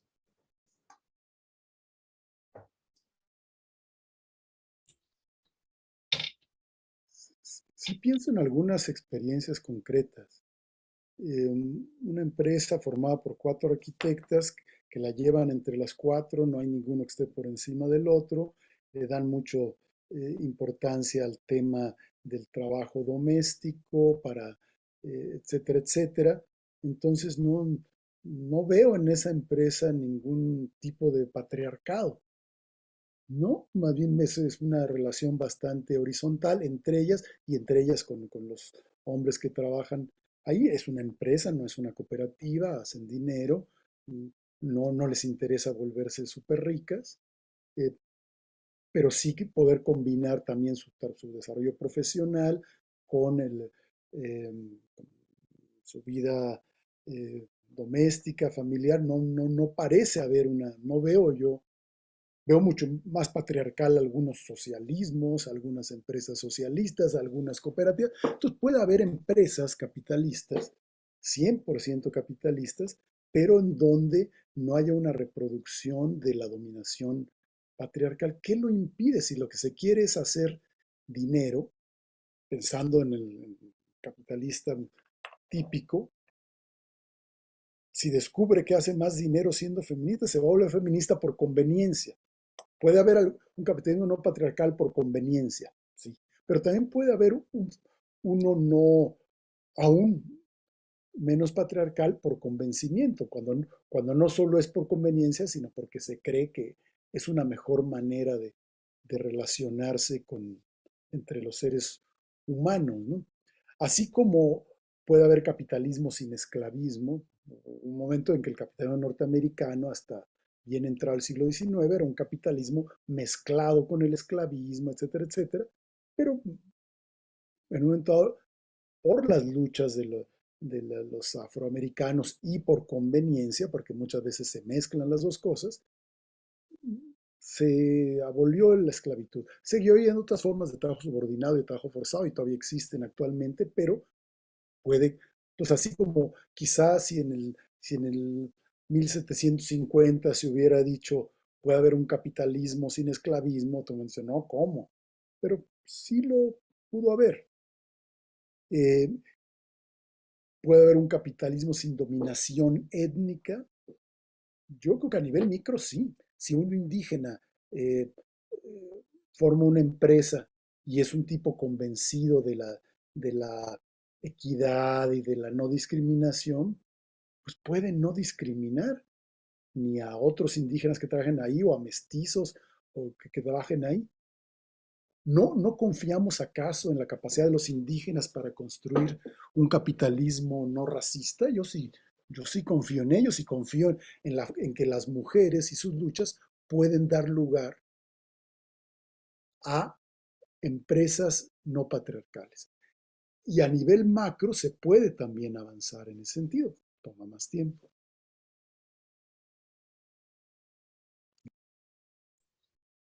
Bien, Patricia Torres, tienes la palabra. Ay, ¿cómo están ustedes? Bueno, Luis, eres un provocador continuo, pero aparte de la provocación, como decía James, ¿no? Sí tienes una erudición impresionante, pero muy selectiva. Y a mí me recordaba mucho tu trabajo, el pacto, ¿no? Este pacto de 2010, hasta lo habría ahorita por el famoso, los principios para el empoderamiento de las mujeres, que para mí es un ejemplo perfecto de la búsqueda adecuada de las famosas WEPs, por sus siglas en inglés, ¿no? De los siete principios para que una empresa sea no patriarcal. Y lo indican clarísimamente cuando dan los talleres que eso permitirá que haya equidad, más no igualdad. Y ahí está el punto que yo te quería preguntar. Todos los capitalismos, como capitalismos en sí, cuando hablamos, como tú le estás hablando, no específicamente de modos de producción, que hay varias posibilidades, sino el principio es un mercado para generar capital. Tal vez puede haber menos capitalismos salvajes o no patriarcales, no tan desiguales, pero el principio del capitalismo es realizar la mercancía, el trabajo de las otras personas para generar un capital que se redistribuye inequitativamente. Y ese yo creo que es el principal problema y la pregunta ruda que yo veo y que me molesta en momentos porque en el texto tuyo, y todavía no lo acabo de leer con toda la calma que debería, está leído muy superficialmente, lo reconozco, pero sí, digo, no ha habido otros avances en tratar de entender que estamos hablando de metodologías de análisis y que la antropología, que tú haces un gran homenaje a la antropología, va mostrando esas particularidades de cómo los modelos que vamos generando desde las ciencias sociales son proceso de esta reflexión de las particularidades y las maneras en que cada espacio con su propia cultura, con su propia manifestación nos va dando diferencia. Pienso mucho en el intento de Eric Wolf en Europa y la gente sin historia, pero mucho más en Configurando el Poder. ¿Dónde está la esencia que mantiene a los por qué los sistemas se quieren perpetuar si no es por el poder? ¿O es por generar capital? ¿O es por generar una redistribución en donde algunos quedan con más poder que otros, pensando en los otros modelos que se ha hablado del el patriarcal o el tributario? Pero sí hay algo ahí que digo, todavía es como tú bien lo dijiste, ¿no? Estoy tratando de pensar en por qué se perpetúa. Pues hay otros autores que, como bien los mencionas, insisten en la perpetuación, pero está perpetuando la desigualdad, a pesar de los modelos alternos.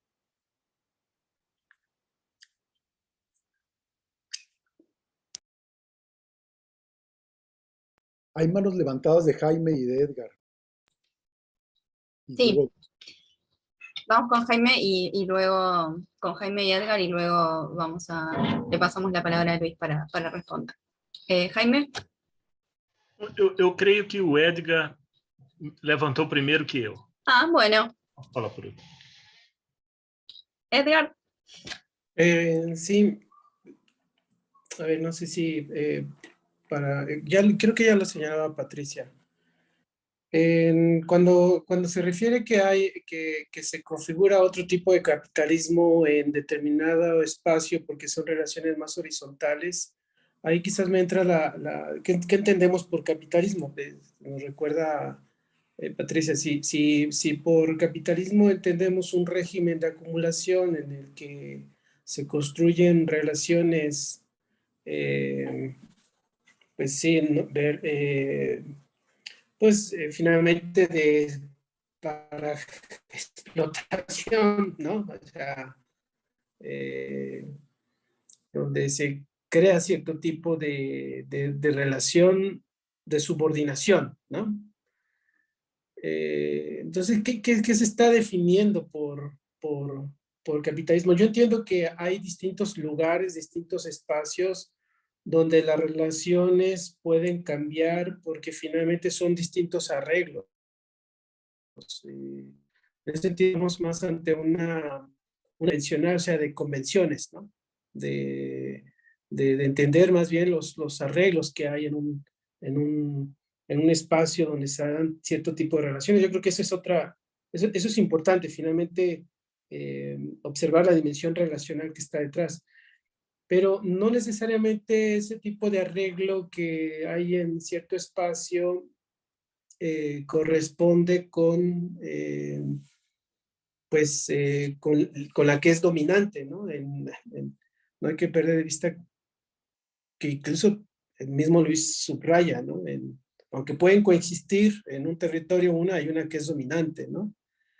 Y yo creo que no hay que perder de vista esa dimensión. Y creo que también no hay que perder de vista, pues por lo menos hablando de cierto tipo de relaciones que se han construido alrededor del trabajo subordinado, asalariado, protegido o desprotegido, pues estas herramientas también que hay de dominación, ¿no? Que puede ser yo siempre pienso en los dispositivos jurídicos, ¿no? A mí me sorprende ahora, por ejemplo, en el tema de la reforma laboral en México, y no sé si compartan mi interpretación, pero digo que es un tema que están discutiendo mucho nuestros amigos, nuestros colegas que son abogados y que están en una dimensión de lo jurídico, pero lo que ocurre en el espacio de trabajo a veces se distancia, ¿no? De eso que se tipifica en el marco jurídico, ¿no? Entonces creo que, bueno, sí, vuelvo a mi punto tal vez inicial en términos de definiciones, ¿no?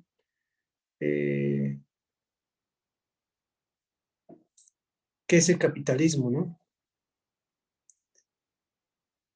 Bueno, en realidad quería compartir esto nomás. Bien, Jaime, tenés la palabra. Olha, eu acho que vai parecer, depois eu cobro ao Luiz isso. O que eu vou falar vai parecer que eu sou advogado do Luiz. Então vamos lá. Olha, ele abre o livro com um cuidado que eu acabei esquecendo de falar, que é com as palavras, com os termos, com o emprego das palavras. Então, o que é mesmo que nos referimos quando estamos falando de capitalismo? O que é, o que nos referimos quando estamos falando de capital? Ele não parte da ideia de uma certa homogeneidade semântica, que talvez até aqui entre nós estejamos, sem combinar, supondo um certo apaziguamento, né, semântico da acepção da palavra. E não é só por conta da teoria, que há a ver também, quando mobiliza, quando fala de capitalismo, há uma diversidade semântica das palavras, né, para se referir, muitas vezes, a processos mais tecnológicos, muitas vezes a modos de gerir o trabalho, né? Bom, mas isso só me retorna, Luiz, ao convite em que eu me senti tocado, que é mais de questões mais próximas, talvez, de epistemologia da ciência, enfim, que é o problema que as questões conceituais, elas por si só não instauram a realidade, embora nós possamos mobilizar os conceitos nessa dimensão mais talvez moral, política, né, para instaurar uma realidade. Então, quando o Hernan, por exemplo, fala, não há possibilidade de haver um capitalismo que não seja patriarcal. Aqui há aquilo que eu estava falando, uma certa pretensão, não é do Hernan, mas eu falo do ponto de vista no fundo do que se supõe, talvez. Né? E nós fazemos isso. Não é? Uma certa pretensão nomológica, que ela vai além, quase que transhistórica, talvez. Ela funda uma lei que resiste às marcas de eventuais singularidades. Quando elas existem, singularidades, mas elas não são dominantes, entende? Então, há um certo impasse epistemológico com isso, que nós das ciências sociais, e aí encerro, né, nós das ciências sociais, muitas vezes, resolvemos isso apenas discursivamente, sem os elementos de prova, muitas vezes, que sustentam essa. Não é o caso de ninguém, não estou fazendo acusações aqui, embora talvez esteja muito claro que eu estou advogando em favor do Luiz, depois eu cobro as taxas. Pues gracias. Me gustaría comentar de lo que dijo Edgar y Patricia con un comentario que pone Ana Drolas en el chat. Dice, si no hay cambio en la finalidad última del capitalismo como forma de socialización, ¿se puede hablar de otro capitalismo? Justamente su característica histórica es su capacidad de mutar en función de sus entornos específicos para perseguir sus objetivos de reproducción.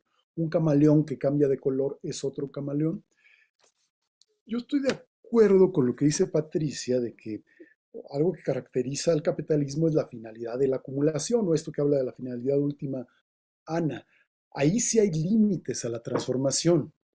Eso sí forma parte de la estructura del capitalismo, que es un sistema en donde hay un dominio del capital sobre el trabajo y hay una extracción de pues, valor, hay una explotación. Así como digo, puede haber un capitalismo no patriarcal, no digo que pueda haber un capitalismo no explotador o un capitalismo igualitario. No, porque entonces sí dejaría de ser capitalismo. Si hubiera igualdad y no hubiera acumulación de capital, entonces ya no es capitalismo. Entonces sí hay límites, sí hay límites. En eso sí es distinta mi posición a las posiciones del capitalismo organizado o las posiciones keynesianas que piensan que puede haber un capitalismo sin crisis. No, eso sí está en la estructura del capitalismo, en tanto que está basado en la competencia de mercado, las crisis se van a producir. Bueno, eso ya lo ha explicado mucha gente, en particular Marx lo ha explicado muy bien.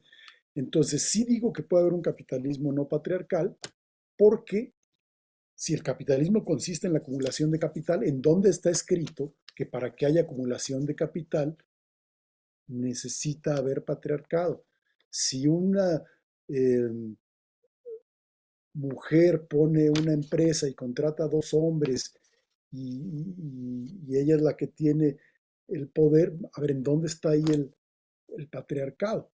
¿Hay explotación y dominación capital? Sí, pero no hay patriarcado. En cambio, sí, no creo que pueda haber un capitalismo sin crisis. Insisto muchas veces en el libro que las crisis van a presentar. No creo que pueda haber un capitalismo sin desigualdades. Ahora, lo que sí puede haber es de qué magnitud son las desigualdades. Tan capitalista es una empresa donde el capitalista gana el triple que sus obreros, como si gana 3,000 veces más. Los dos son camaleones. Pero ¿en qué mundo nos gustaría que trabajaran nuestros hijos? ¿En un mundo donde el patrón gane 3,000 veces más que un trabajador o donde gane 3 veces más? Los dos son capitalismo, sí. Los dos son camaleones, sí. Pero el nivel el tipo de vida que se puede vivir en uno y en otro son muy distintos. Entonces, sí puede haber otros capitalismos, todos van a ser explotadores, todos va a haber desigualdad, pero la magnitud de las desigualdades creo que sí cuenta. Entonces, no, yo no digo que pueda haber un capitalismo igualitario, no. Hay tendencias estructurales, las menciono. Bueno, también pienso que el capitalismo es un sistema que siempre va a ser contradictorio, la contradicción entre capital y trabajo ahí va a estar, pero pienso que esa contradicción puede regularse o aminorarse un poco. Frente a la teoría de que cada vez esas contradicciones van a ser más fuertes, pues no. La contradicción entre los obreros de Volkswagen en Alemania y la empresa Volkswagen actualmente no es tan fuerte como la que había en Manchester en la época de Marx. No se agudizó esa contradicción, llegan a acuerdos sobre la distribución, sobre el empleo, sobre un montón de cosas. Entonces, sí puede haber cambios dentro de un cierto margen. O sea, la elasticidad no es absoluta del capitalismo. Hay límites y eso creo que es importante fijarlos. El problema es que tendemos a veces a ponerle límites que no necesariamente están en la estructura del capitalismo, sino que fue una coincidencia histórica y una capacidad de refuncionalizar un montón de hechos que ya existían antes, pero que no son lo mismo que el capitalismo y no tienen por qué seguir estando indisolublemente ligados. Bueno, hay un comentario acá también, no sé, de Osvaldo Montiel, que dice que sí, que puede haber aspectos progresistas del capitalismo, pero que él piensa, recuerdo a Ortega y Gasset, donde habla la diosa del llegar, la diosa del irse, y me parece que el capitalismo aportó lo que tenía que aportar.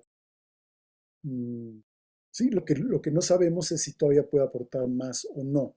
Por ejemplo, para combatir el cambio climático que ha provocado en buena medida el capitalismo, lo podemos combatir solo con movimientos sociales y con pequeños campesinos y pequeñas comunidades, o sería bueno utilizar la fuerza de las empresas también para combatirlo. Puede parecer un contrasentido, pero creo que va a ser más fácil reducir el cambio climático utilizando al capitalismo que pensando solo en vías no capitalistas. No estoy en contra de las vías no capitalistas, es otra cosa que debo aclarar. Me parece muy bien que haya otras economías que no sean capitalistas, que bueno, cooperativas, economía doméstica, socialistas, me parece muy bien que existan. Pero creo que lo que hay que transformar no solo son esas cosas que están afuera del capitalismo, sino hay que transformar al capitalismo mismo, porque en él estamos la inmensa mayoría de la humanidad.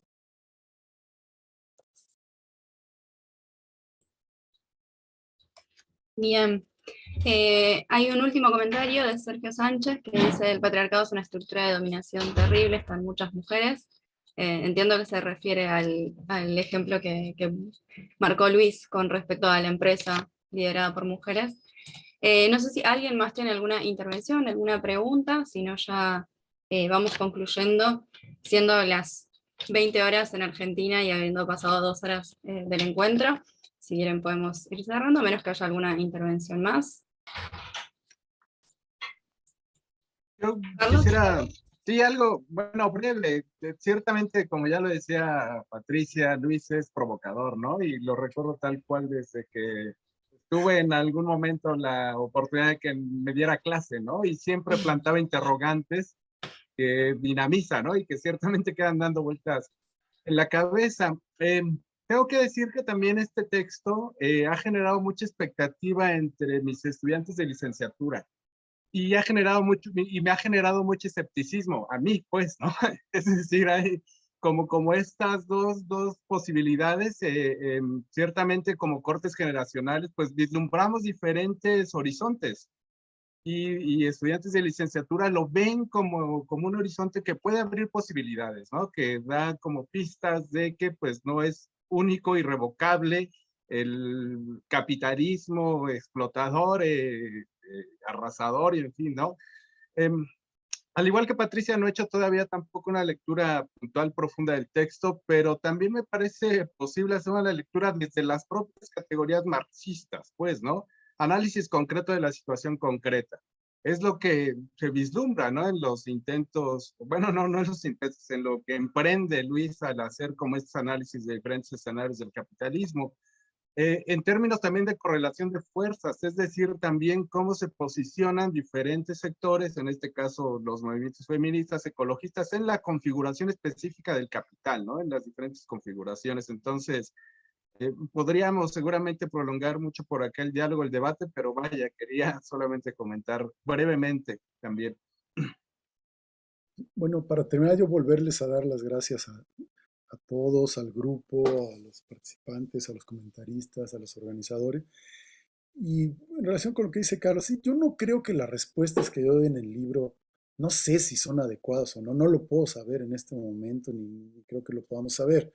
Yo espero que haya mejores respuestas de las que yo doy. Lo que sí me da gusto es haber planteado preguntas. Creo que las preguntas son pertinentes. Las respuestas que doy, no sé si son pertinentes o no, ni si tengo la capacidad de responder a las preguntas que he planteado, pero creo que lo que es interesante es haber planteado estas preguntas.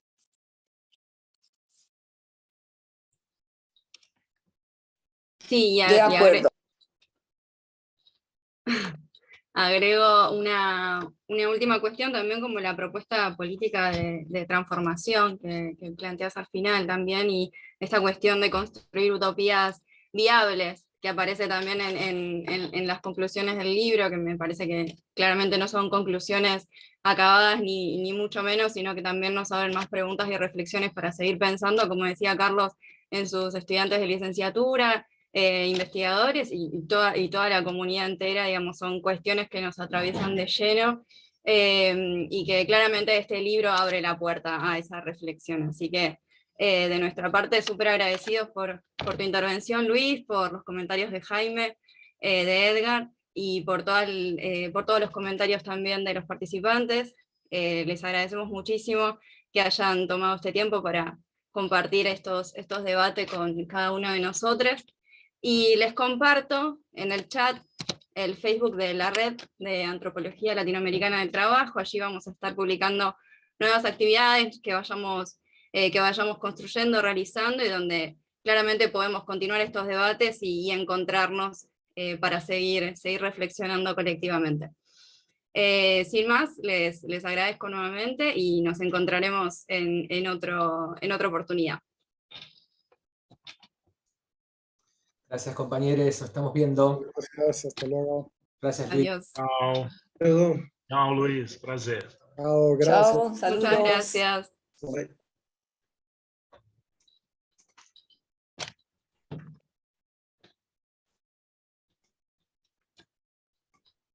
Pues Gracias por la invitación. Me encanta.